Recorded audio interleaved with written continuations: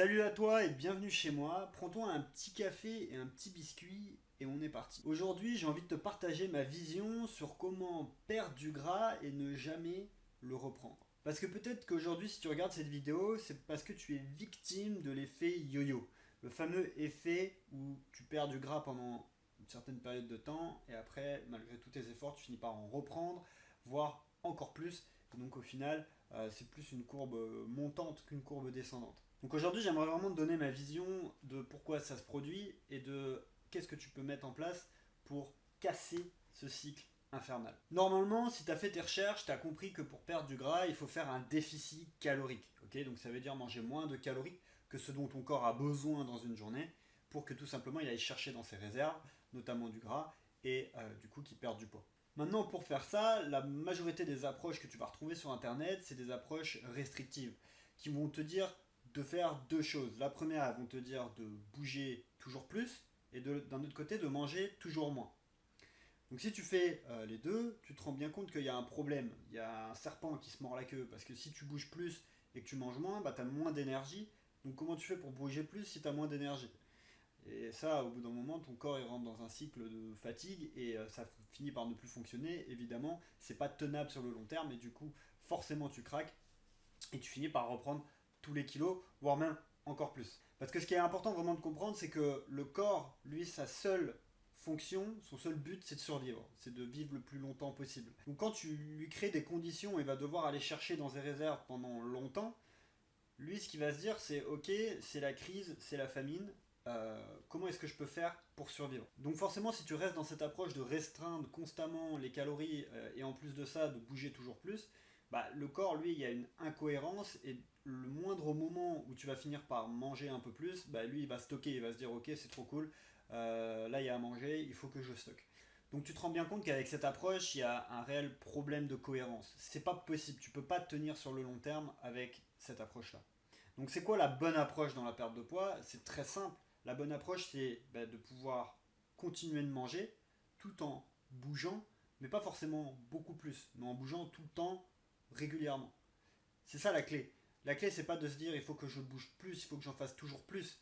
Il faut certes que tu en fasses un peu plus que ce que tu fais probablement actuellement, mais ça ne veut pas dire qu'il faut en faire toujours plus. L'important dans la perte de gras, c'est vraiment de bouger tout le temps, de cultiver le mouvement dans ta vie, ok? Et notamment du mouvement qui ne va pas être trop fatigant, comme notamment la marche à pied, et j'en parle dans une autre vidéo. Et donc à partir du moment où tu bouges, juste régulièrement, et à côté que tu continues de manger, mais que tu fais juste en sorte de créer un faible déficit calorique, et ben en fait tu vas perdre du gras dans tous les cas. C'est juste que probablement tu manques de patience. Probablement aujourd'hui tu cherches à perdre beaucoup de gras très vite. Typiquement, c'est pas rare que j'ai des gens qui viennent me voir et qui me disent qu'ils ont perdu 20 kilos en l'espace de 3 mois et qui sont vraiment fiers d'eux d'avoir fait ça. Et je comprends, c'est une forme de fierté de se dire trop bien, j'ai perdu 20 kilos, mais le truc c'est que c'est pas du tout la bonne approche parce que 20 kilos en 3 mois, c'est tellement drastique que derrière tu vas forcément les reprendre. Tu vas très probablement les reprendre. Donc la vision que je t'invite à avoir dans ta perte de poids, c'est de te dire que tu dois perdre du gras, mais de façon vraiment progressive, sur le long terme. Parce que si jamais aujourd'hui tu as plus de 20 kilos à perdre, c'est pas 20 kilos que tu vas perdre en 2-3 mois. Ok, c'est 20 kilos que tu vas perdre en peut-être 6 mois, 1 an. Et si tu as cette vision et tu as la patience, ce qui va faire que tu vas réussir à ne jamais reprendre de gras derrière, c'est tout simplement de maintenir les actions sur le long terme. Parce que tu imagines bien que quelqu'un qui est sec et qui est potentiellement musclé, bah en fait il n'est pas sec et musclé par magie. Il est sec et musclé parce qu'il a des habitudes qu'il tient depuis probablement le début de sa vie, ou en tout cas sur le long terme. Si tu veux aujourd'hui vraiment avoir un physique relativement sec, ou voire même très sec, et que tu veux garder ces résultats dans le temps, ça veut dire qu'il faut que tu trouves des actions que tu es capable de tenir sur le long terme. Donc si aujourd'hui tu cours 10 km tous les jours, si aujourd'hui tu as arrêté de manger, tu te restreins tout le temps, bah, ça peut pas être une bonne approche parce que tu sais que tu vas jamais tenir ça dans la durée. Donc le moment où, admettons le moment où tu te blesses, tu te fais une petite blessure, du coup tu vas moins bouger, tu vas peut-être même plus courir. Du coup, bah, si tu cours plus, tu sais, voilà, tu sais pas ce que tu vas faire, tu vas être bloqué, tu vas arrêter de bouger, tu vas te remettre sur ton canapé. Le moment où tu vas faire un resto, tu vas avoir un anniversaire, les fêtes de Noël ou ce genre de trucs, et bah tu vas faire des écarts, tu vas reprendre 3-4 kilos et puis ça va recréer un cercle vicieux. Donc vraiment, l'approche d'arrêter de manger, l'approche de se restreindre constamment, de faire des kilomètres tous les jours de cardio ou de tout ce que tu peux imaginer, c'est pas productif pour toi parce que c'est pas quelque chose que tu vas tenir sur le long terme.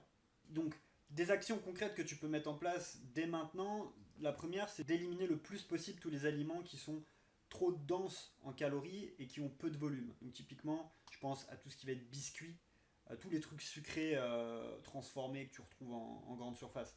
Pourquoi? Parce que dans un biscuit, tu peux avoir facilement 500 calories. Par exemple, si tu prends des petits lus, 6 petits lus, tu es déjà facilement dans les 500 calories. Ok. Donc ça va hyper vite et quand tu as mangé des petits lus, après tu as faim. Ça cale pas des petits lus ou alors tu vas avoir faim 2 heures après.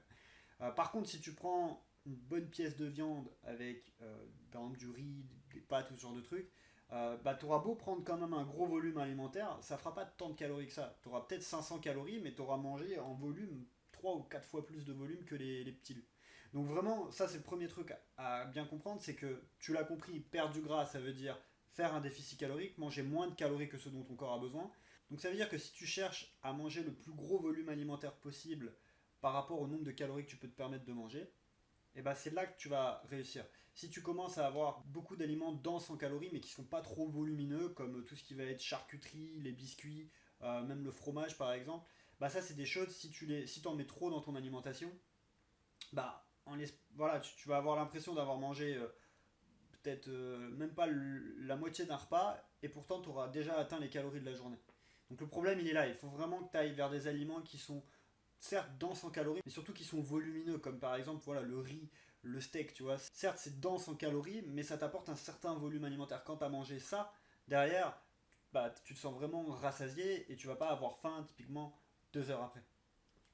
Les légumes, c'est pareil, ça peut être un moyen de rajouter du volume qui est en plus très peu calorique. Donc ça peut être intéressant à ce niveau-là.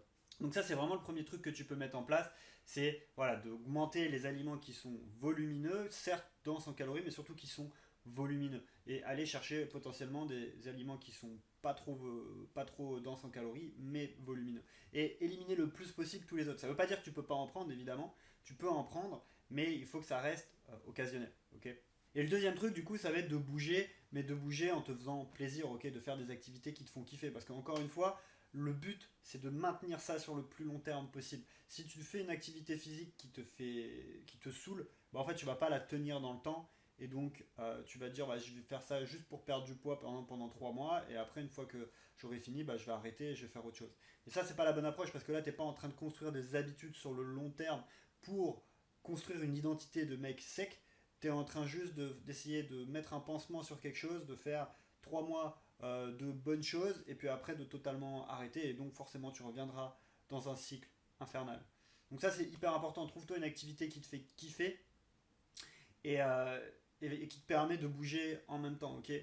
Voilà, vidéo terminée, j'espère que ça t'aura plu, que ça t'aura apporté de la valeur. Si tu as des questions, n'hésite pas à les poster en commentaire. Et évidemment, si jamais aujourd'hui, malgré tous tes efforts, tu n'arrives pas à vaincre cet effet yo-yo, tu peux prendre rendez-vous avec moi, je mets un lien pareil dans la description et on discutera ensemble directement pour trouver une solution.